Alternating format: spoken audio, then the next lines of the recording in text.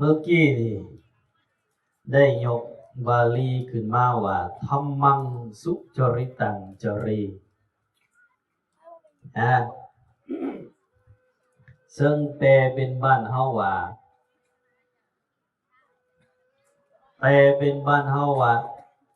จงประพฤติธรรมด้วยความสุจริต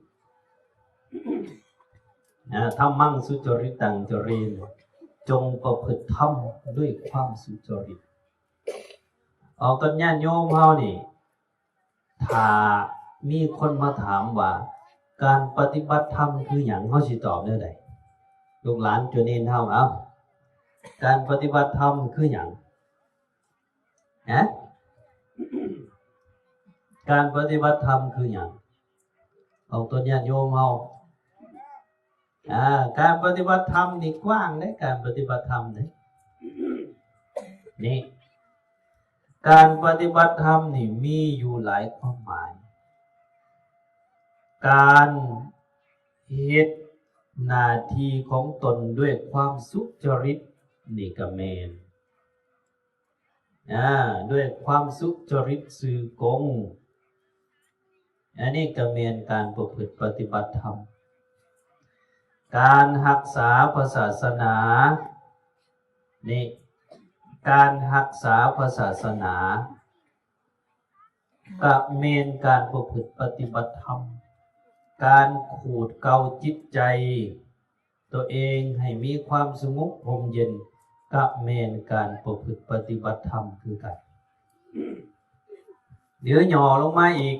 ทานศีลภาวนาก็แม่นการประพฤติปฏิบัติธรรมคือกันนั่นได้แต่ว่าเมื่อนี้สิมาว่าในหมวดที่ว่าธัมมังสุจริตังจเรจงประพฤติหน้าที่ของตนจงประพฤติธรรมด้วยความสุจริตผู้ใดเฮ็ดกายวาจาใจให้สุจริตคนนั้นชื่อว่าเป็นผู้ประพฤติปฏิบัติธรรมฟังดีๆได้ลูกหลานเฮานะเดี๋ยวน้อยเฮาผู้ใดประพฤติกายวาจาใจให้สุจริตสุจริตคือหยังลูกหลานเฮาสุหมายถึงหยังสุดีงามงายมันเป็นภาษาบาลีสุดีงามงายสุจริตคือการกระทำดีการกระทำดีทางกาย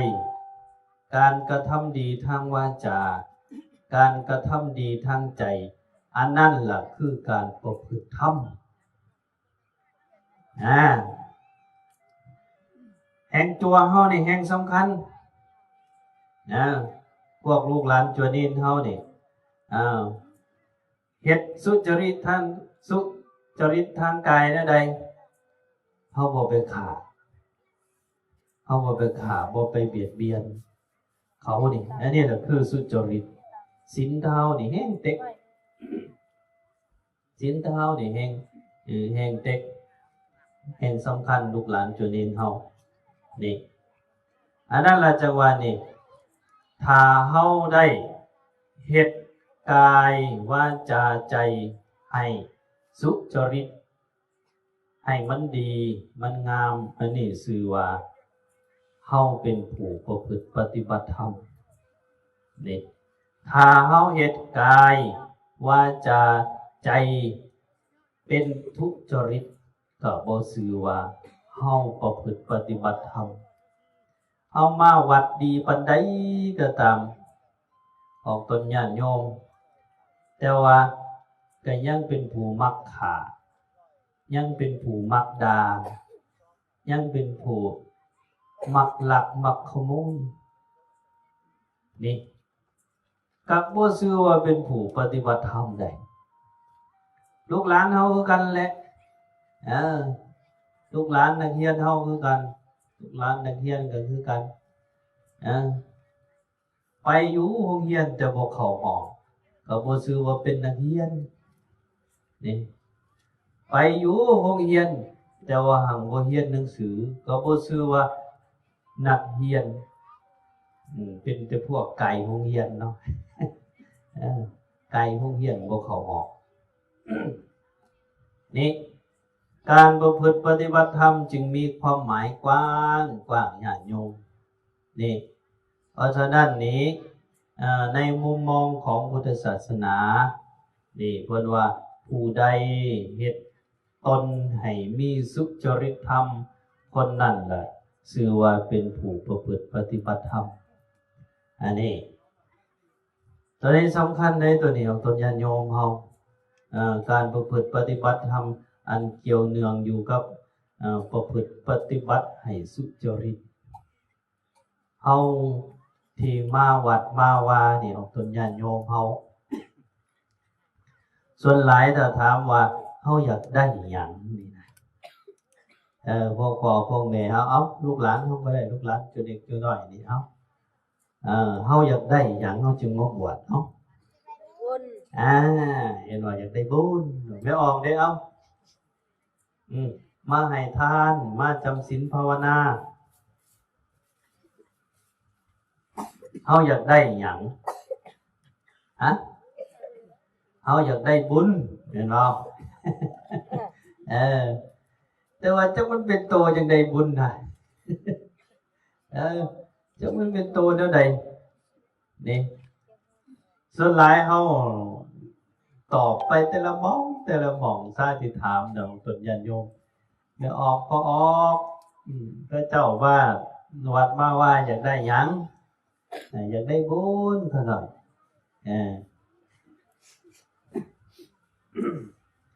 แต่ว่าบุญที่เฮาเข้าใจน่ะพวกพ่อพวกแม่เฮาแต่จะมุ่งเน้นไปที่ว่า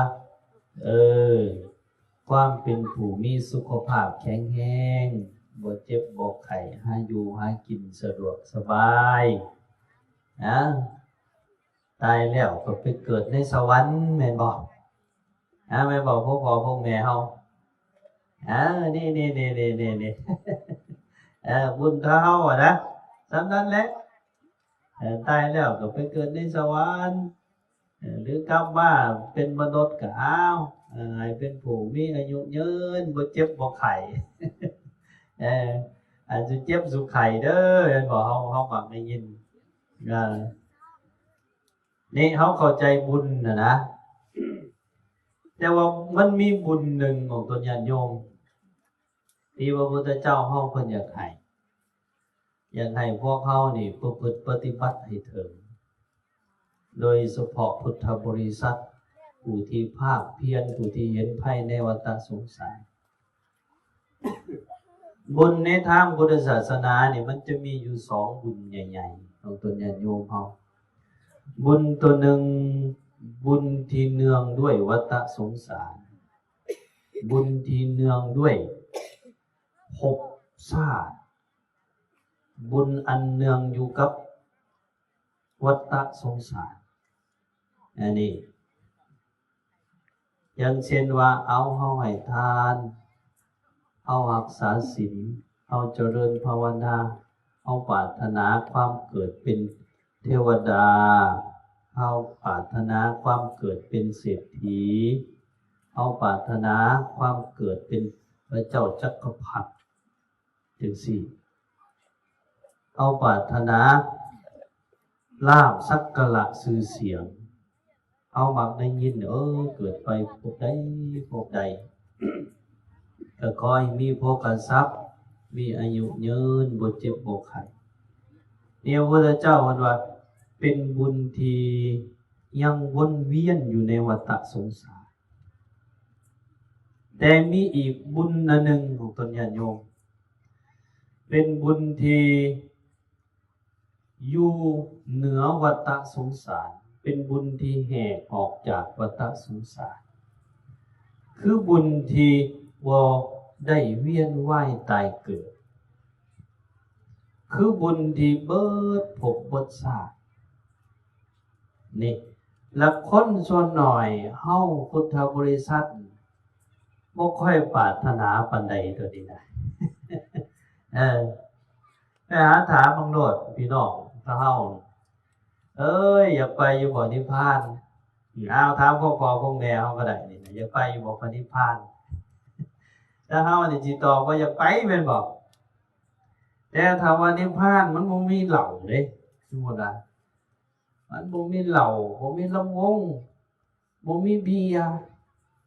สิพากันอยากไปอยู่บ่บัดนี้สิพากันอยากไปอยู่บ่นี่บุญชนิดนี่แหละบุญที่บ่เวียนว่ายตายเกิดในวัฏสงสารนี่ล่ะเป็นบุญที่พระพุทธเจ้าเฮาอยากให้พวกเขาถึงเอาตนญาติโยมที่มานั่งสมาธิภาวนาไหว้พระสวดมนต์นี่ถ้าเฮาเข้าถึงตัวนี้แล้วเข้าถึงบุญที่เป็นไปเพื่อมรรคผลนิพพานเพื่อออกจากวัฏสงสารเฮาสิบ่ทุกข์อีกเรื่องของเรื่องมันเป็นเท่านี้ถ้าเฮายังเวียนไปเวียนมาในวัฏสงสารนี่แหละแม่นเฮ็ดจังใดก็บ่พ้นจากทุกข์ของตนญาติโยมเฮาสิเกิดเป็นคนงามปานใดก็ยังสิมีโอกาสเฒ่าแก่ชราอยู่เพราะปานนั้นน่ะสิเกิดเป็นคนรวยปานใดก็ยังสิเฒ่าสิแก่สิตายไปอยู่คือเก่านั่นน่ะนี่ถ้ายังเวียนว่ายตายเกิดนี่เนาะโอ้ยพวกพ่อพวกแม่เฮายากที่จะพ้นจากทุกข์นี่ถามแล้วเฮาก็ได้นี่ที่มานั่งนำกันได้หลายคนนี่ตั้งแต่ชีวิตที่เฮาเกิดมาระหว่างสมหวังกับผิดหวังนี่ตัวได้หลายกว่ากันถามพวกไปออกก็ได้นี่พวกไปออกพอออกนี่สิ่งที่เฮาสมหวังกับสิ่งที่เฮาผิดหวังตัวได้หลายกว่ากันผิดหวังหลายกว่าเห็นบ่ไอ้ผิดหวังนั่นแหละมันนำมาซึ่งความทุกข์ความโศกความห้องไห้จนน้อยก็โอ้ยอยากเล่นเกมเด้อันย่าเพิ่นก็มีแต่หยิบโทรศัพท์นะทุกข์แล้วนี่เอากันญาติโยมคือกันผู้บ่าวก็โอ้ยกูอยากได้เมียงามๆดีๆเด้สมมตินะก็ไปได้ซาอีดาเป็นๆนั่นล่ะทุกข์อีกผู้สาวก็โอ้ยกูอยากได้ผัวหล่อๆรวยๆเด้ก็ได้มักที่เราคือเขาถามว่ามีบ่ผู้ได้สมหวังก็มีแต่มันน้อย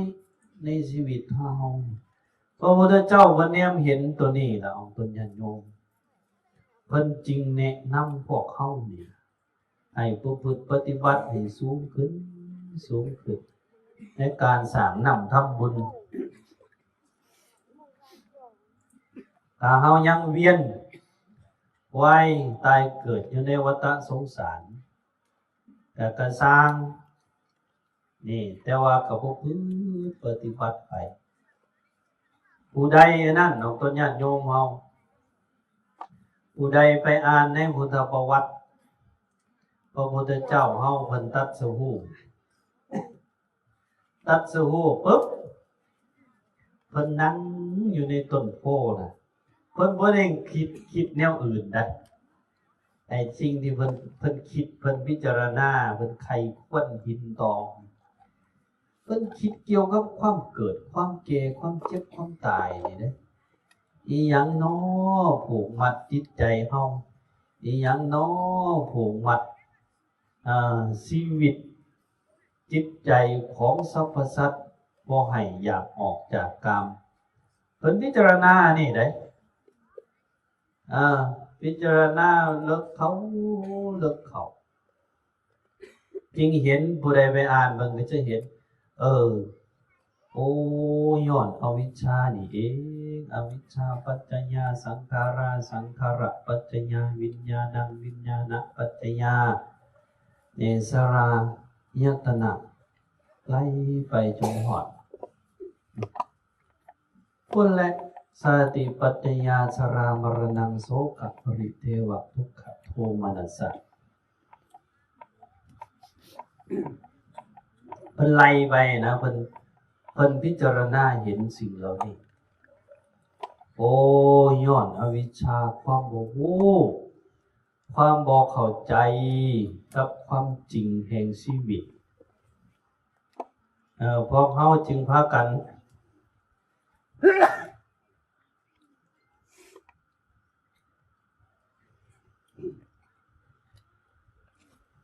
โอ้สงสัยสันนั่นน่ะ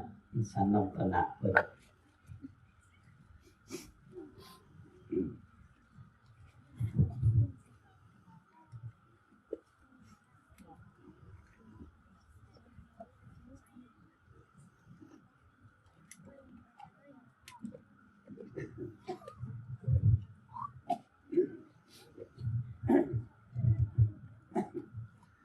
อันนั้นเราเนาะจะว่าเว้าให้ออกตนญาติโยมเขาฟังพระพุทธเจ้าเฮาเพิ่นตรัสรู้ใหม่ๆเพิ่นคิดตัวนี้ย้อนความบ่รู้ย้อนความบ่เข้าใจเกี่ยวกับความจริงพวกเฮาจึงต้องเวียนเกิดเวียนตายเพิ่นเป็นอุทานนะถ้าพ่อแม่ครูบาอาจารย์เพิ่นพาสวดแต่จะมีอเนกชาติสังสารังสันทาวิชังอนิพพิสังทุกขาชาติปุนับปุนังเพิ่นอันนั้นน่ะเพิ่นเป็นอุทานมันเหลืออดเขามันเหลืออด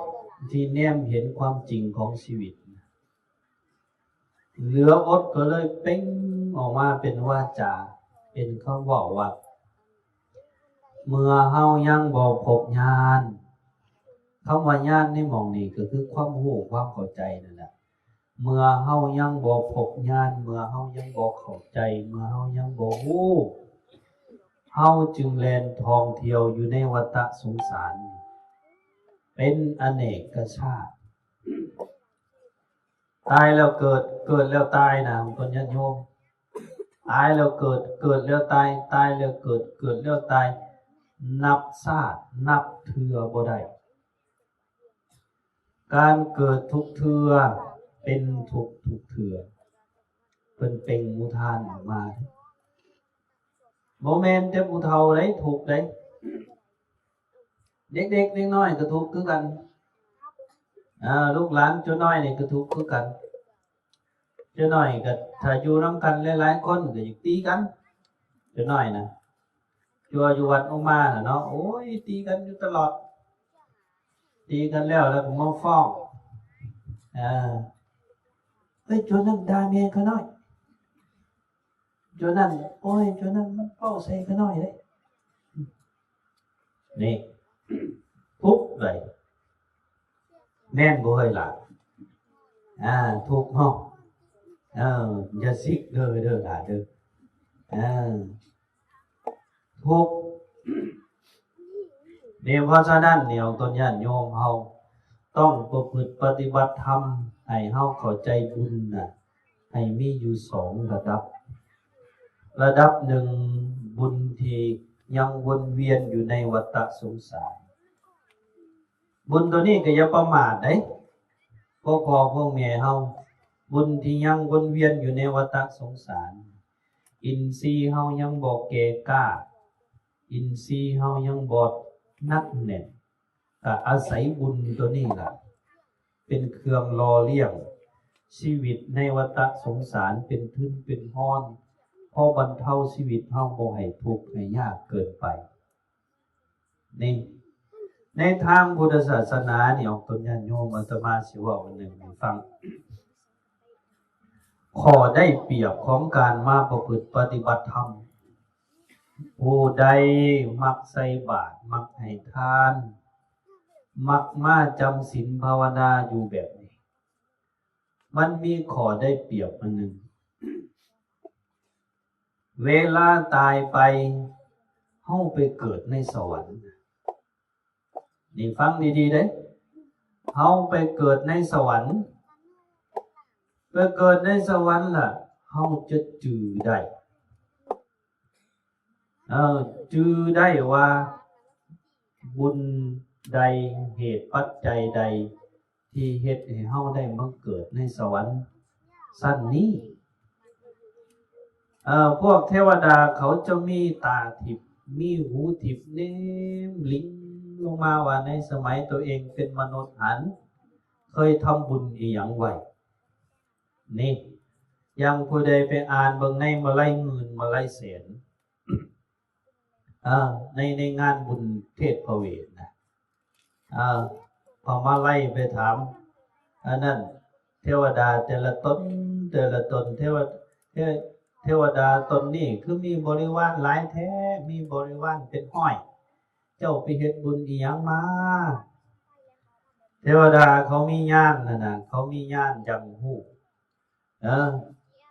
เทวดาตนนี้ก็โอ้ยอย่าถามเขาน้อยหลายเขาน้อยเฮ็ดบุญไม่เดียวเฮ็ดอีหยังบอกอาตมานี่เทวดานะพระมาไล่ถามน่ะอุ้ยเขาน้อยเอาของให้กาซื่อแต่ผู้ใดไปฟังพระเวทได้บ่พอพวกนี้บางเทวดาบางตนนี่มีบริวารเป็นพันเหตุผลนี้ยังได้ใส่บาตรจัวน้อยเดี๋ยวฟังได้หลายได้ฟังได้ใส่บาตรจัวน้อยก็ได้บุญคือกันได้ใส่บาตรจัวน้อยได้มาปัดกวาดวัดได้ก่อเจดีย์ทรายซื่อๆนี่แต่เจ้าจะมีญาณอย่างหู้ว่าเหตุปัจจัยอีหยังจึงได้มาเกิดเป็นเทวดาที่ตนนี้พวกเขาเจ้าข่อยคือกันพวกพ่อพวกแม่เขาเวลามาจำศีลภาวนาติดในจิตในใจเวลาใกล้ตายนิมิตเหล่านี้จะเป็นนิมิตเฮ็ดให้เฮาไปเกิดในเทวดาและจื้อได้ว่าตัวเองเคยมาปฏิบัติธรรมไหวพระสวดมนต์นำครูบาอาจารย์จื้อได้ว่าเคยมานี่แหละห่มขาวนุ่งขาวแบบนี้และจะเกิดความบ่ประมาทนี่คือข้อดีอยู่ในสวรรค์น่ะจะเกิดความบ่ประมาทก็จะไปต่อยอดประพฤติปฏิบัติธรรมอยู่สวรรค์ได้ครูบาอาจารย์บางองค์นี่เพิ่นล่ะส่วนหลายน่ะไม่ได้เข้าใจว่าเทวดาน่ะเขามีแต่ความสุขเขาบ่ได้ปฏิบัติธรรมเขาบ่ได้ปฏิบัติธรรมเขาบ่มีโอกาสได้ปฏิบัติธรรมเพราะว่าเขามีความสุขหลายว่าซั่นจริงๆบ่แม่นได้เทวดาผู้ที่เคยประพฤติปฏิบัติธรรมในสมัยเป็นมนุษย์จะไปสานต่อประพฤติปฏิบัติต่ออยู่สวรรค์ได้หลายๆนั่นยังพระเจ้าพิมพิสารนี่ก็คือกันอย่างพระเจ้าพิมพิสารนี่ตายแล้วก็ไปเป็นเทวดาปฏิบัติธรรมอยู่สวรรค์ได้นี่คือข้อได้เปรียบต่างจากคนที่ให้ทานซื่อ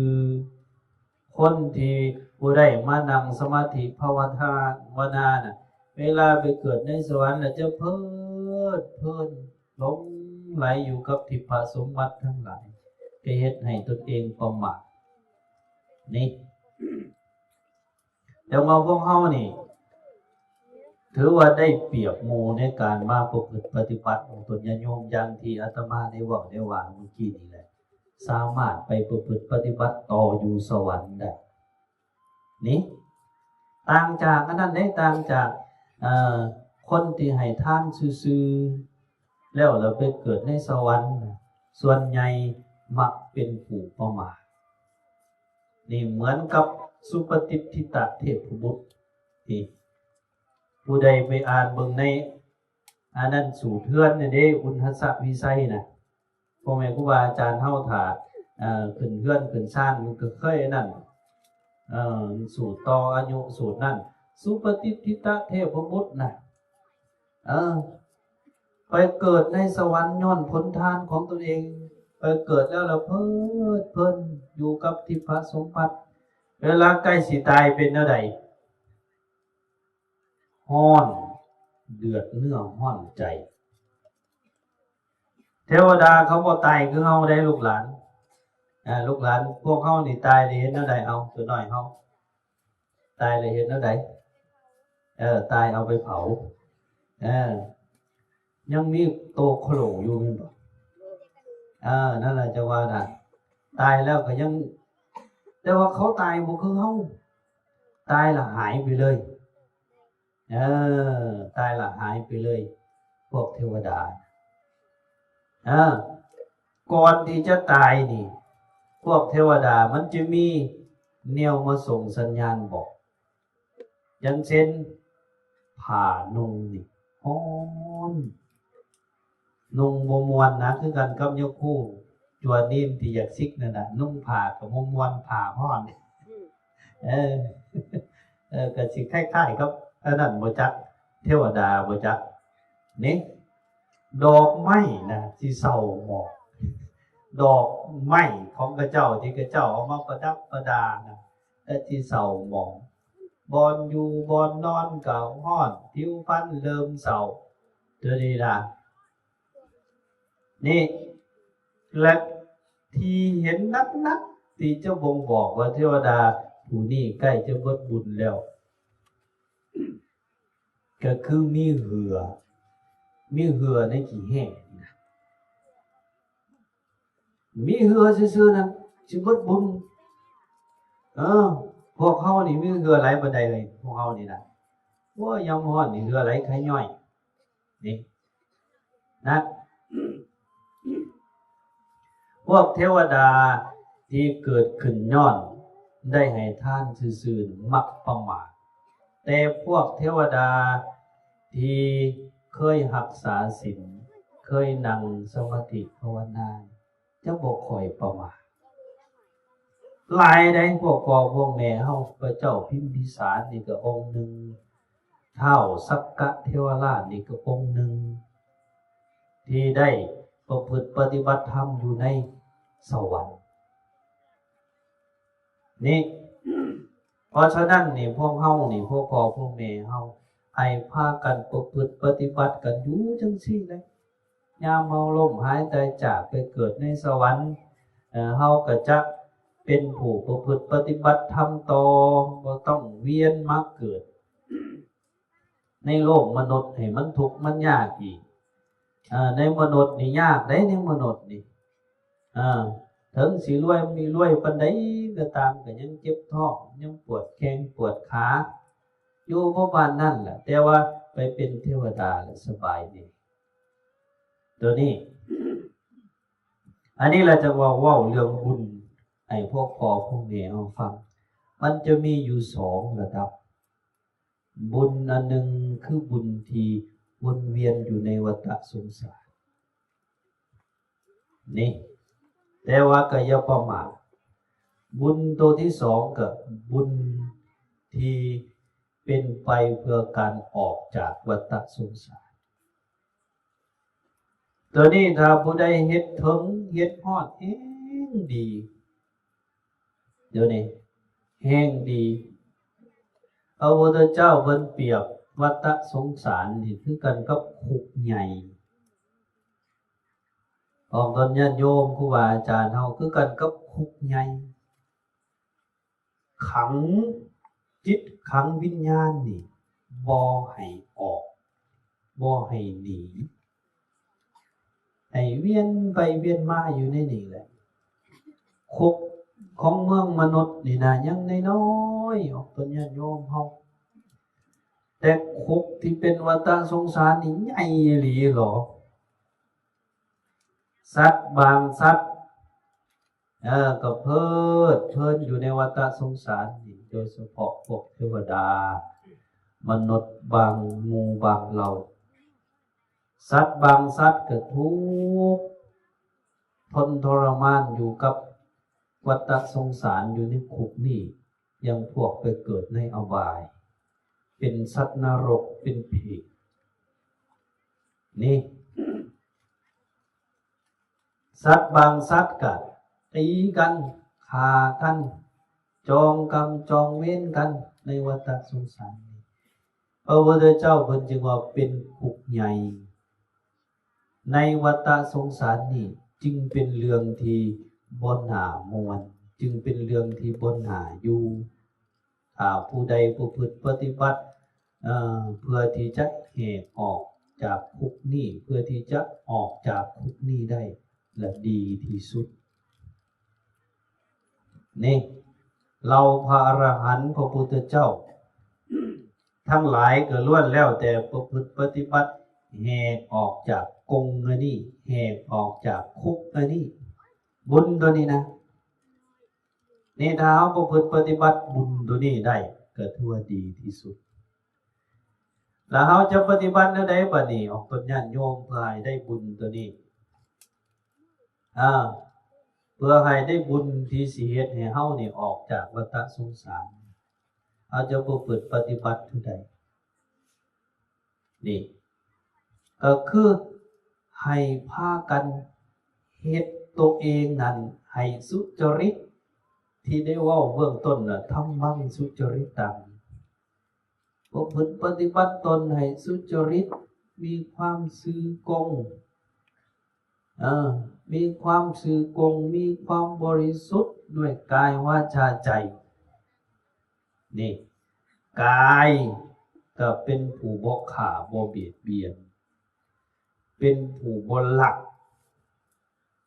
บ่โกงบ่ประพฤติผิดในกามอันนี้เว้ากับลูกกับหลานเฮาเอาความประพฤติผิดกับกามสมมติตั้งคำถามได้นี่ได้ระหว่างผู้บ่าวกับผู้สาวนี่ฟังได้ถามพวกลูกหลานเฮานี่ถามบัดนี่พวกหม้อก็ช่วยมีอยู่จักนะระหว่างผู้บ่าวกับผู้สาวนี่เกิดฮักกันโอ้ยข่อยก็ฮักเจ้าก็ฮักข่อยนะยังบ่ทันได้ขอพ่อขอแม่ได้ฟังดีๆได้ยังบ่ทันได้ขอพ่อขอแม่แล้วไปลวงเกินกันมีเพศสัมพันธ์ไปเสพสมกันนี่พวกลูกหลานว่าผิดหรือถูกเอามันเป็นยังผิดคือว่านั่นคือเขาก็ฮักกันอยู่จวดหน่อยเราบ่ได้ขอพ่อขอแม่แล้วว่ะพวกข้างหลังดิผิดหีดผิดคองเอาถามถึงอีกว่านี่มันสิบาปบ่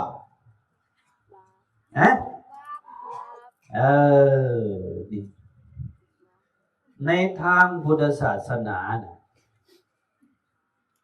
ถ้ายังบ่ทันได้ขอพ่อขอแม่ถือตามหีดตามคล้องตามกฎหมายบ้านเมืองแล้วเราไปนวลกันก่อนนะโอ้ยไอ้เอ้ยขอเนี่ยนะจะเถือนี่โอ้ยน้องเอ้ยขอเนี่ยนะจะเถืออันนี้ว่าตรงๆเลยเพื่อให้เท่าได้เข้าใจในทางพุทธศาสนาถือว่าพิษกามีสุมิจฉาจาราเป็นบาปได้นี่ได้บาปไปตกนรกเพิ่นเว้าท่าบาปไปตกนรกผู้ใดไปหลงผิดหลงแม่นถ้าบ่รู้จักปรับปรุงแก้ไขบาปไปตกนรกเกิดขึ้นมาถ้ามันเป็นสัตว์ตัวผู้เขาก็สิตัดหำอันใดมันเกิดเป็นงัวเขาก็จะตอนหำเกิดเป็นหมูก็ตอนหำติดเขาตอบนี่ถ้าเกิดเป็นนั่นตัวเมก็จะอุ้ยถือตัวนั่นถือตัวผู้ไล่ยังไก่ยังสิไก่แม่เนี่ยมันเห็ดแล้วใดเอาตัวผู้นะ มันซับหัวคืนขี้แล้วก็โมเมนต์ตัวเดียวอีกไหลย่องลงนี่อันนั้นกรรมของสัตว์ใดลูกหลานเฮาสินขอกามีนี่เบิดจากกรรมตัวนี้ถามว่าเกิดเป็นมนุษย์เป็นอะไรนะเป็นหยังเป็นกระเทยนะเป็นกระเทยเป็นท่อมจนเขาแต่งเป็นเพลงวิจังก็เหมือนฟ้าแกล้งเฮามาเกิดมีกายบ่ตรงใจกายกับใจบ่ตรงกันนี่นั่นจะบาปแล้วพ่อพวกแม่ลูกหลานเฮาไอ้สำนึกตัวนี้ไว้หลายๆนี่อันนั้นล่ะเฮาประพฤติกายให้สุจริตให้มันดีมันงามบ่ฆ่าบ่เบียดเบียนบ่ลักบ่ขโมยบ่โกงบ่ประพฤติผิดในกามบ่ต้องย่านหรอกว่าโอ้ยมึงเกินเป็นงูเนาะผู้สาวไอ้ท้ายปานนี้ยังบ่นวลดอกว่าบ่ต้องย่านเขาว่ามันโอ้ยงูก็สร้างมันยอมอดยอมทนอยู่ในโลกมนุษย์บ่ได้เหินบ่หลายปีบ่ฮอด100 ปีแต่ตายแล้วเอาเข้าไปเสยความสุขอยู่โลกสวรรค์ดีกว่าจิตบ่เพียงแต่เอาคำย่องจากหมู่ซื่อๆมีในสังคมคุมื้อนี่โอ้ยบักนี่มึงหมู่ตายแท้เขาให้ท้ายปานนั้นก็ยังบ่นวลจะเป็นผู้นั่นกันเป็นผู้ชายกันนี่ขอกามีจึงพิษหลายอันนี้ล่ะสาวแม่ห้างสาวแม่หมายบ่าวพอห้างบ่าวพอหมายจึงหลายตัวยังโดนที่มือไม่พิษศีลกว่านี่กายก็ให้สุจริตวาจาก็ให้สุจริตให้มันดีมันงามบ่คิดตัวบ่เว้าคำหยาบนี่บ่เสียดสีนินทาบ่เว้าสิ่งที่บ่เป็นสาระแก่นสารไอ้วาจานี่ยากพวกพ่อพวกแม่เฮาวาจามีถึง4อันตัวแล้วยังบ่แล้วเด้เสียดสีนินทาเสียดสีนินทาเว้าคำหยาบมีแต่ด่ากันมีแต่ปล่อยกันนี่ถือว่าเป็นผู้บ่ได้ประพฤติปฏิบัติธรรมเป็นผู้มีจิตใจอันดีงามบ่เพ่งเล็งอยากเอาแต่ของเขานี่จ้องแต่สิโกงเขาจ้องแต่สิไหลของเขานี่เบียดเบียนเขาเป็นผู้มีมิจฉาทิฏฐิถ้าผู้ใดมีแบบนี้ถือว่าเป็นผู้บ่ประพฤติปฏิบัติธรรมนี่สำคัญในตัวญาติโยมเฮาตัวนี้นี่ผู้ใดประพฤติทำด้วยความสุจริตคือเหตุกายวาจาใจให้สุจริตอันนี้แหละชื่อว่าประพฤติปฏิบัติธรรมถ้าเฮาเฮ็ดให้บริสุทธิ์จนจิตใจเฮาขาวสะอาดผ่องใสเหมือนกับในโอวาทปาติโมกข์ที่ว่าสัจจิตตปริโยทปนังจิตใจเฮาขาวสะอาดผ่องใสนี่อยู่เหนือดีอยู่เหนือชั่วนี่ก็จะเฮ็ดให้เฮาหันเป็นผู้ถึงมรรคผลนิพพานในที่สุดนี่เอาต้นญาติโยมเฮาเป็นเท่านั้นได้นี่บุญ2อันนี่พวกพ่อพวกแม่ให้เข้าใจแล้วก็นำไปประพฤติปฏิบัติ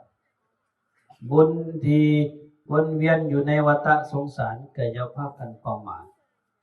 ให้ทานรักษาศีลเจริญภาวนาเนี่ยก็พากันเฮ็ด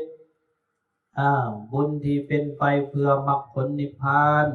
เพื่อบ่เวียนตายเวียนเกิดก็ให้พากันเฮ็ดโดยเฉพาะการพิจารณาถึงความบ่เที่ยงความทุกข์ในวัฏสงสารความทุกข์ของชีวิตความบ่มีอีหยังจุรังยั่งยืนบ่เหิงบ่นานก็แตกสลายไปก็ต้องพิจารณาเรื่อยๆนี่ก็จะเฮ็ดให้จิตใจของเฮาน่ะมันปล่อยมันวางจิตใจของเฮามันสูงนี่ของตนญาติโยมเฮากรรมในทางพุทธศาสนานี่พระพุทธเจ้าเพิ่นบอกไว้ ในจุลกัมมวิภังค์จุลกัมมวิภังคสูตรของตนญาติโยมพระพุทธเจ้าเพิ่นแสดงแก่สุภมนุษย์กรรมคือการกระทำในทางพุทธศาสนามันจะมีอยู่4กรรมใหญ่ๆเพราะว่ากรรมดำมีวิบากเป็นด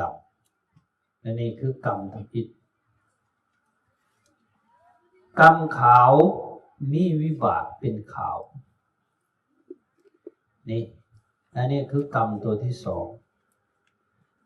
กรรมทั้งดำทั้งขาวมีวิบากทั้งดำทั้งขาวและนี่คือกรรมตัวที่สามกรรมที่สี่กรรมที่อยู่เหนือกรรมเป็นไปเพื่อตัดภพทุกชาตินี่คือกรรมตัวที่สี่กรรมตัวนี้คือกรรมที่ยางตามบักมีโอเปเพิ่นว่าไว้พวกพ่อพวกแม่นี่พวกเฮามาจังซี่แหละนี่มาไหว้พระนำครูบาอาจารย์มานั่งสมาธิภาวนาถึงจักน้อยหนึ่งก็ตามก็ชื่อว่าเป็นการกระทำที่สิเฮ็ดให้เฮาออกจากวัฏสงสารในที่สุดนี่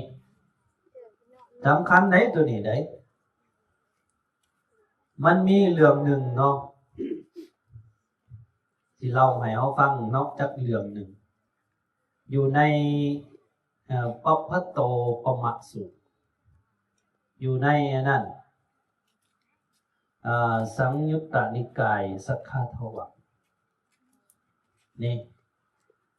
มีสมัยหนึ่งพญาพิมพิสารไปเข้าเผาพระพุทธเจ้าไปเข้าเผาพระพุทธเจ้าแล้วก็ถามสารทุกข์สุขดิบกันแบบบ้านเฮาก็สิมาหายังคู่ก็สิว่าโอ้อยู่ดีมีแห้งอยู่บ่ขน้อยยังคู่ยังพออยู่วัดก็โอ้ยพออยู่พอไปพอออกเอ้ยมีหยังน้องฉันสิถามสารอันนั้นทำความสบายดีแก่กันแล้วพระพุทธเจ้าก็เลยถามพญาประเสนที่โกศลนี่ขึ้นว่าถ้าสมมติถ้าสมมติได้เลยถ้าสมมติว่ามีผู้สูงอยู่1 โยชน์หนึ่งมีอยู่16 กิโลผู้สูง16 กิโลล่ะจดยังคือจดนิ่นบ่นี่นะนี่เฮ้ยซื้อยังก่อนจำนี่มันเป็นจุเกียนบ่จุเกียนเนาะผู้สูงอยู่16 กิโลกว้าง16 กิโลแต่ว่าเป็นผู้หินแนวตนญาติโยมเป็นผู้หินผู้อันนี้เนี่ยกิ้งคลึกไปมีหลายหน่วยพ่อหน่วยหนึ่งน่ะกิ้งจากทิศตะวันตกไปหาทิศตะวันออกหน่วยหนึ่งน่ะกิ้งจากทิศตะวันออกไปหาทิศตะวันตกหน่วยหนึ่งกิ้งจากทิศเหนือลงไปทิศใต้หน่วยหนึ่งกิ้งจากทิศใต้ขึ้นมาหาทิศเหนือไล่เหยียบซับไล่ทับซับยังจะน้อยก็จิตไล่ทับสิเนาะ กิ่งคลึไปผู้ใหญ่นะเนี่ยพระพุทธเจ้าถามพญาประสิทธิกุศลว่าหากภูเขาหินตัวนี้ผู้หินนี่ไล่ทับพระองค์อยู่นี่พระองค์สิเฮ็ดแนวใดเอาถามโจเกียนถ้าผู้ไล่ทับตัวแบบนี้ตัวสิเฮ็ดแนวใดแล้วแล่นหนีแล่นสิแล่นได้บ่แล่นไปทางใต้ก็ไล่ทับอยู่น่ะมันสิมาทับตัวน่ะมาจากทิศทั้งสี่มันแล่นบ่ได้นะก็ไม่ออกเฮ็ดแนวใดเอาคนไม่ออกกับลูกหลานเฮาเอาไม่ออกก็ออกเอาปะให้มันทับตายโอ้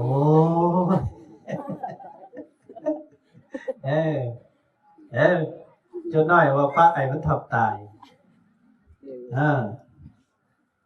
ยั่วยังเอ่ยล่ะ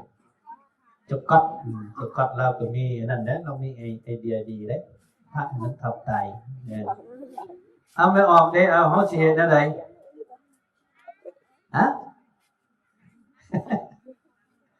จังได๋กันนี้บ่รอดอยู่แล้วเดี๋ยวนี้น่ะสิเล่นไปใส่มันก็สิทับอยู่แล้วไอ้ผู้ตัวนั้นตายแท้ๆล่ะสิเฮ็ดแนวใดผู้ใดว่าสินั่งสมาธินะพญาประสิทธิกุศลก็เลยตอบในเรื่องนี้นะก็เลยตอบว่าโอ้ยก่อนที่กระน้อยสิตายก่อนที่ผู้มันสิมาทับจนแปรแลบแซ่บน่ะก็น้อยสิขอสร้างความดีก่อนว่าซั่นสร้างน้ำทำบุญสร้างคุณงามความดีให้หลายที่สุดพญาประสิทธิกุศลตอบพระพุทธเจ้าบ่แม่นนั่งให้ผู้ทับตายเด้อได้สิสร้างความดีก่อนมันสิทับตายว่าซั่นพญาประสิทธิกุศลตอบพระพุทธเจ้าเพิ่นก็สาธุยกมือสาธุเนาะพวกพ่อพวกแม่ว่าคำตอบของพญาประสิทธิกุศลน่ะถูกที่สุดแล้วบ่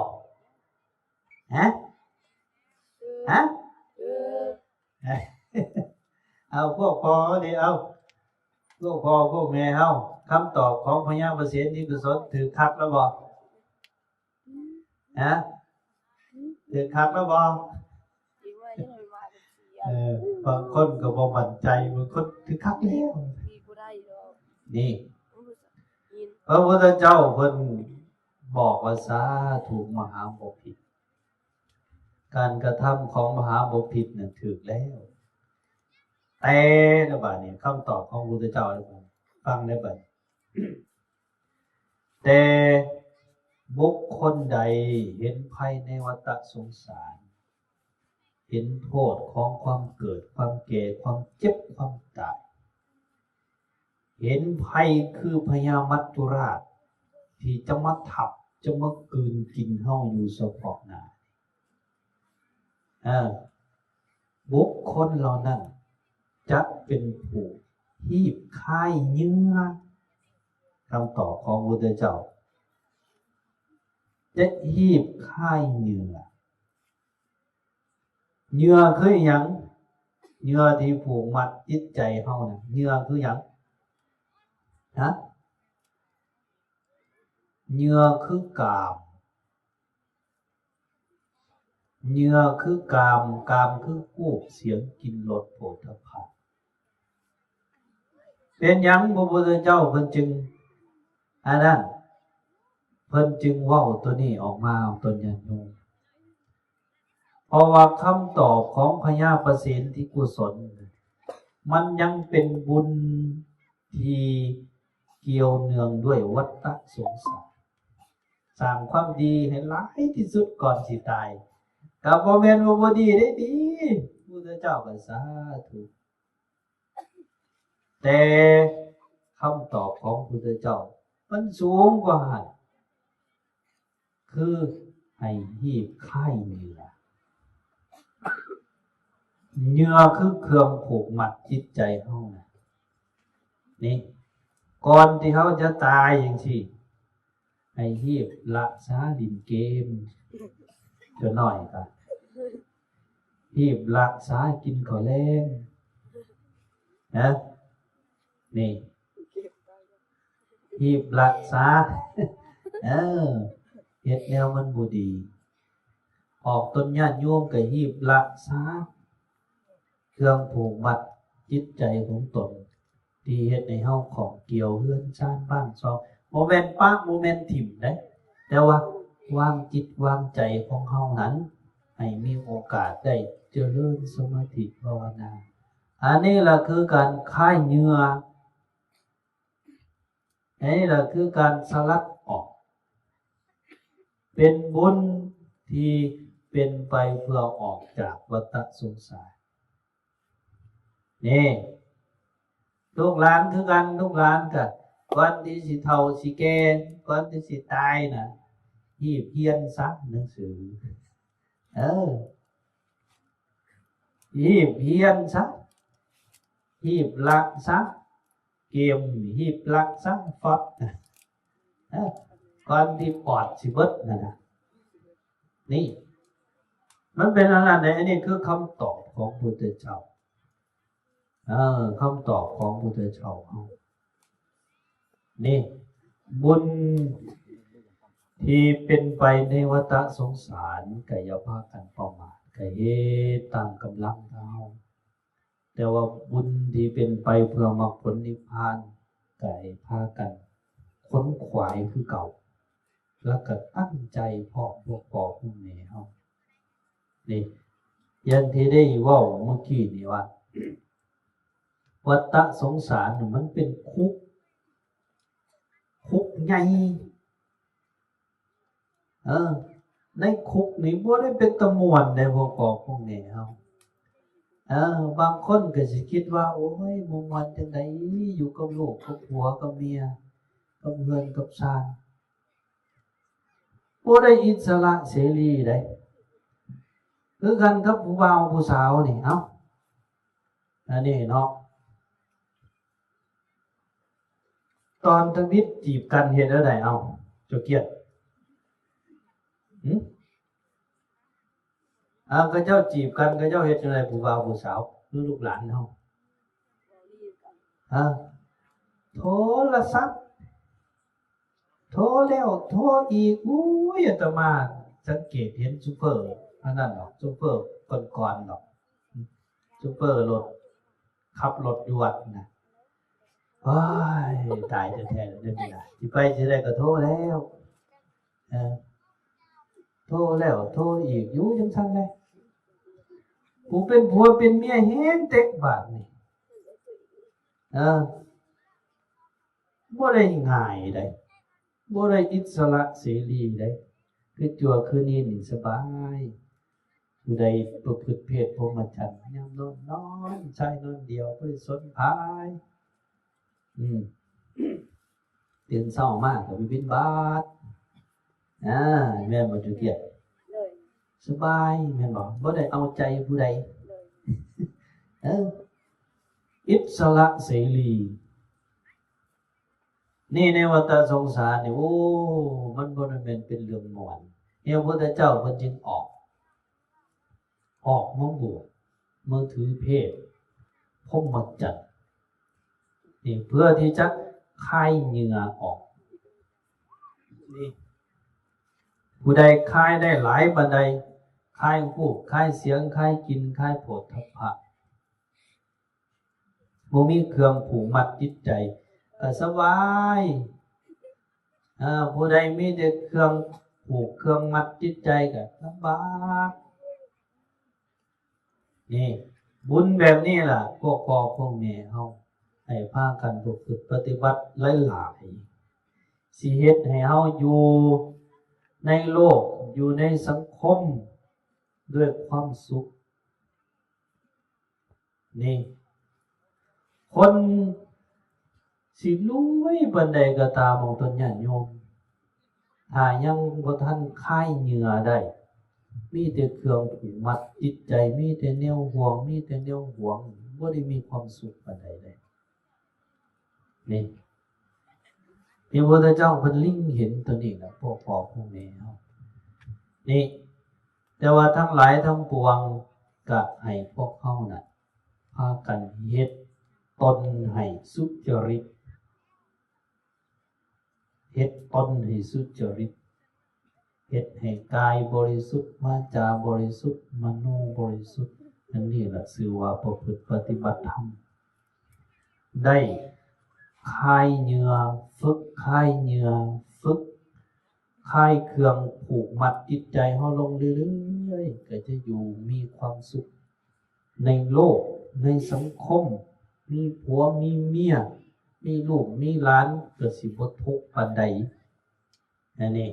ย้อนเฮาฮู้เฮาเข้าใจสิ่งเหล่านี้อันนี้ฝากไว้เป็นข้อคิดเนาะพวกพ่อพวกแม่เฮาเอาละเนาะท้ายที่สุดอาตมาภาพกล่าวสิ่งละอันพันละน้อยก็สมควรแก่เวลาในสุดนี้ก็ขออ้างเอาคุณพระศรีรัตนตรัยคุณศีลคุณธรรมคุณงามความดีทั้งหลายจงมาปกป้องคุ้มครองพวกเราทั้งหมดให้อยู่ดีมีแรงสุขภาพเข้มแข็งหายทุกข์หายโศกหายโรคหายภัยสุขความมุ่งมั่นปรารถนาในสิ่งที่ชอบประกอบด้วยธรรมกันเบิดทุกผู้ทุกคนด้วยเถิด